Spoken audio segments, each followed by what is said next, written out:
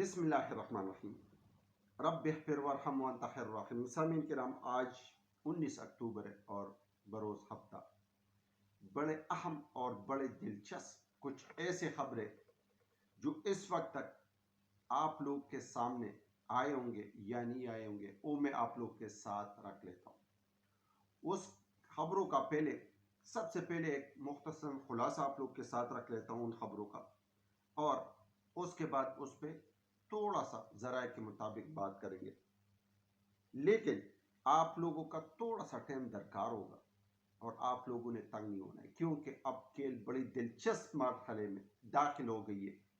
ساری سیاسی جماعتیں اپنے اپنے جو پتے وہ شو کر رہے ہیں، لیکن اس سب کے باوجود سیاست کا مرکز ایک دفعہ پھر اڈیالہ جیل بن گیا۔ تمام نظریں اڈیالہ جیل پہ، اور اہم ترین ملاقات بھی آج ہو گئی ہے۔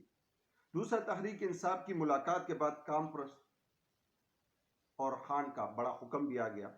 مولانا کو ماشاء اللہ کی دھمکی بھی دی گئی، کس میں دی، اور اہم پریس کانفرنس بھی پھر ہوا، جبکہ اختر منگل صاحب اور مولانا صاحب دونوں عمران خان صاحب کے بات اور ان کے منشور اور ان کے سوچ اور قربانی کے ساتھ اس نے کھڑا ہونے کا اعلان کر دیا، جبکہ اجلاسوں پہ اجلاس ملتوی ہو رہی تھی، ٹائم چینج کر رہا تھا، آخر کار ابھی اجلاس سٹارٹ ہو گیا۔ اب اس اجلاس کی اس لیے پوسٹ پون کر رہے تھے کہ خان کے جواب کا انتظار تھا، وہ خان کا جواب بھی آ گیا، جبکہ جسٹس فائز عیسیٰ صاحب کا جو کرسی ہے وہ ایک انگاروں والی کرسی بن گئی ہے، اس پہ کوئی بھی معزز ججز بیٹھنے کے لیے تیار نہیں ہے۔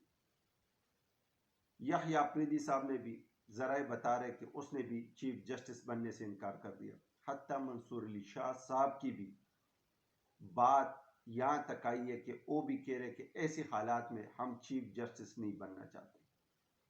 حالات کیا ہوں گے، سکنات کیا ہوں گے، کس کی زور چلے گی، کس کی لاٹھی چلے گی، پاکستانی عوام ایک طرف، دوسری پوری طاقتور ادارے دوسری طرف، اب دیکھنا ہی ہے کہ کیا ہوتا ہے، جبکہ دباؤ ہے یا کچھ اور معاملات ہے۔ خان تو کسی جگہ پہ کسی ڈگر پہ بھی ٹوٹنے کا نام نہیں لے رہے۔ خان نے تو آج یہاں تک کہہ دیا کہ ایک اور صدی بھی مجھے اگر یہ لوگ جیل میں رکھنا چاہتے ہیں تو آپ لوگ ڈٹ جائیں، اور غیر قانونی اور آئینی ترمیم پہ آپ لوگ ڈٹ جائیں۔ تو خان کی اور ان کی بہنوں کی جو کیسز سنے جا رہے تھے، جو ججز، وہ ایک دم چھٹی پہ چلے گئے، پھر بھی خان کی رہائی ہوگی، ان کی بہنوں کی بھی رہائی ہوگی، لیکن یہ کیا خان کو دباؤ میں لانے کی ابھی بھی کوشش کی جا رہی ہے یا کچھ اور معاملات چل رہے ہیں؟ جبکہ عزت مآب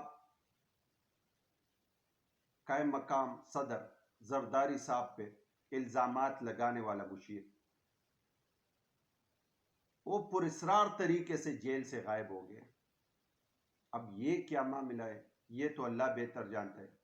یقین مانیں کہ روئے زمین والے لوگوں کے ذہن میں یہ باتیں نہیں آتی کہ ایک بندہ ایک جگہ پہ موجود ہوتے، ادارے کے کسٹڈی میں ہوتے، اور وہاں سے ان کے اہل ویال کو پتہ چلتا ہے کہ یہاں تو نہیں ہے، وہ تو یہاں تھا ہی نہیں۔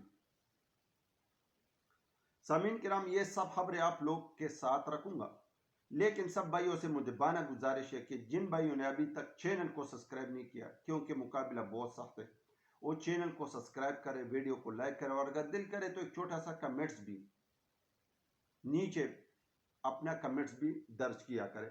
سب سے پہلے بات کر لیتے عمران خان صاحب کی اڈیالہ جیل کی ملاقات کس نے کیا؟ بیرسٹر علی ظفر صاحب، بیرسٹر علی گوہر صاحب، حامد رضا صاحب، اسد کیسر صاحب، 5 بندوں نے عمران خان صاحب سے ملاقات کی۔ اب جب یہ لوگ ملاقات 1.5 گھنٹہ ملاقات کرنے کے بعد باہر نکلے تو بیرسٹر علی ظفر صاحب سے ایک صحافی نے سوال پوچھا کہ آئینی ترمیم پہ عمران خان صاحب نے حامی بھر لی. پہلے اس نے سر اس طرح ہلایا اور پھر اس طرح کیا، جبکہ آگے حامد رضا صاحب نے بات کاٹتے ہوئے کہ اب ہم مولانا فضل الرحمان صاحب کے پاس جا رہے ہیں، سب چیزیں کلیئر ہو جائیں گی. جبکہ خان صاحب نے جیل میں ایک بات کی کہ آپ لوگ ڈٹے رہیں، مجھے یہ لوگ جتنا بھی ٹائم جیل میں رکھنا چاہتے ہیں رکھ دیں. اور خان صاحب نے ذرائع کے مطابق مولانا فضل الرحمان صاحب کو اپنے 5 بندوں کے ذریعے پیغام پہنچایا. اب مولانا فضل الرحمان صاحب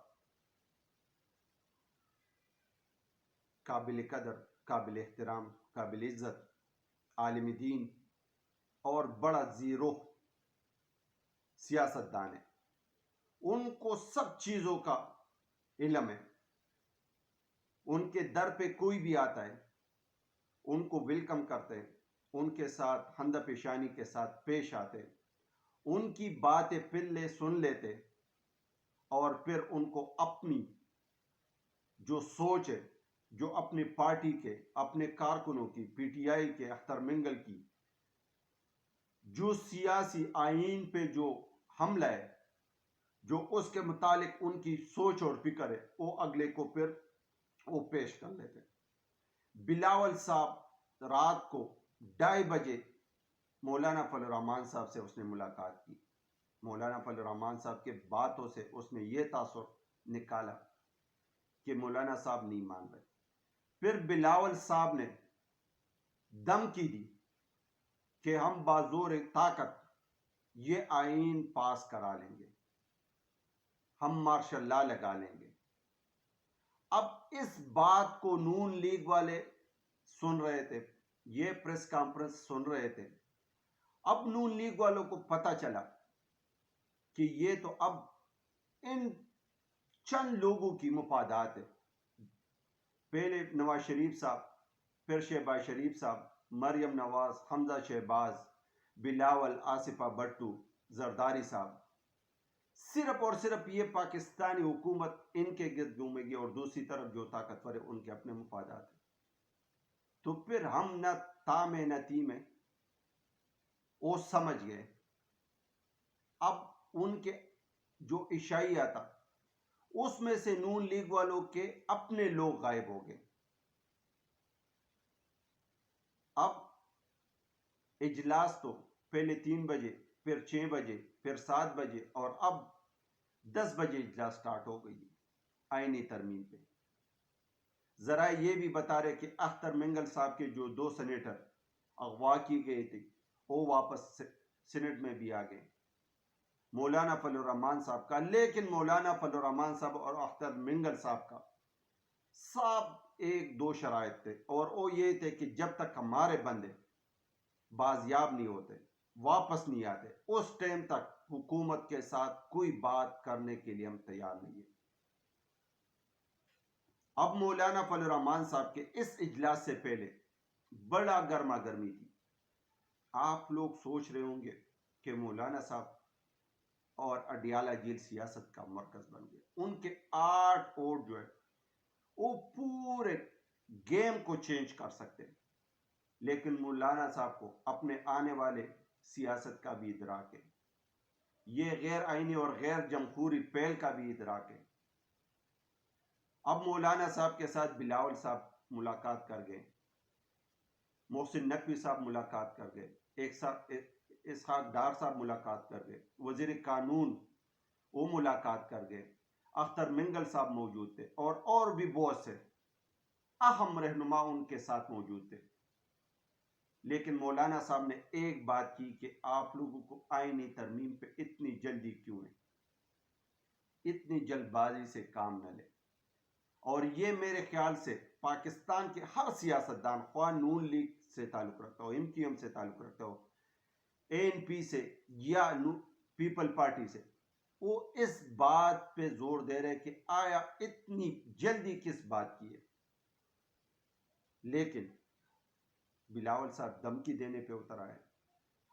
نون لیگ والے ان کو اپنی لالی کی پیالی پڑی ہوئی ہے کیونکہ ان کا ڈنڈا ان کے کندھے تک پہنچ گیا. اب وہ سر تو اوپر نیچے کر سکتے لیکن دائیں بائیں نہیں کر سکتے. ہر صورت پہ اس نے اس آئینی ترمیم کو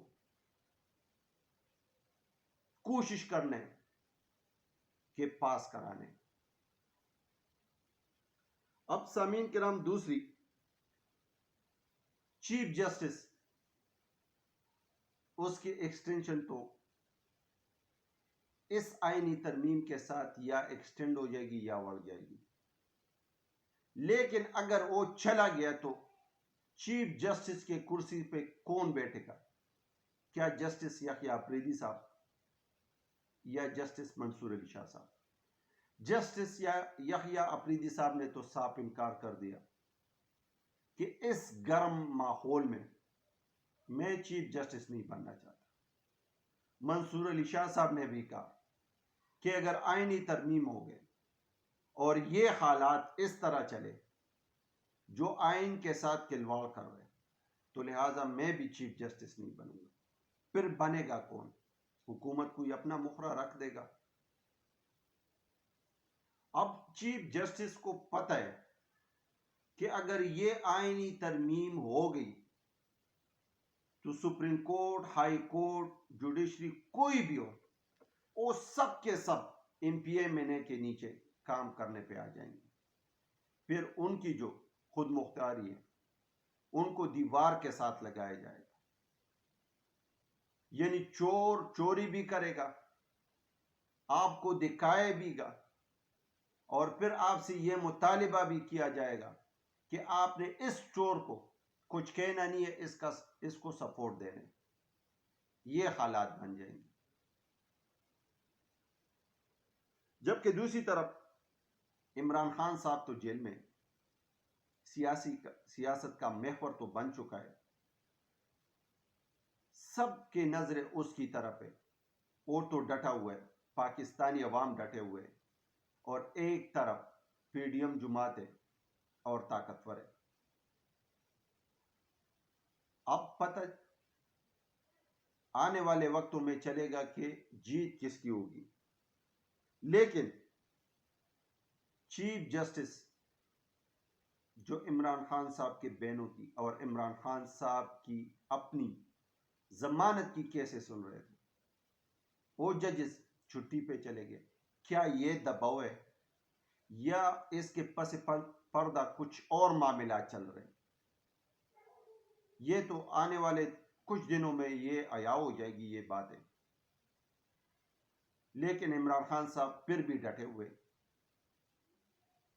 اب الیکشن کمیشن کو بھی اپنی پڑی ہوئی ہے جو سپریم کورٹ کا فیصلہ آ گیا.